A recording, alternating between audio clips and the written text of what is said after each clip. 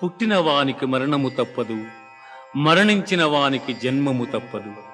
అనివార్యమగు ఈ విషయమును గూర్చి శోకింపతగదు.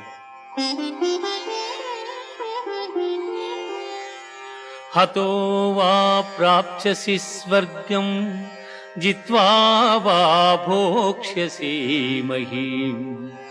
తస్మాదుత్తిష్ఠ కౌంతేయ యుద్ధాయ కృతనిశ్చయః, యుద్ధాయ కృతనిశ్చయః. యుద్ధమున మరణించినచో వీరస్వర్గమును పొందెదవు, జయించినచో రాజ్యమును భోగింతువు. కావున అర్జున, యుద్ధమును చేయ కృతనిశ్చయుడవై లెమ్ము.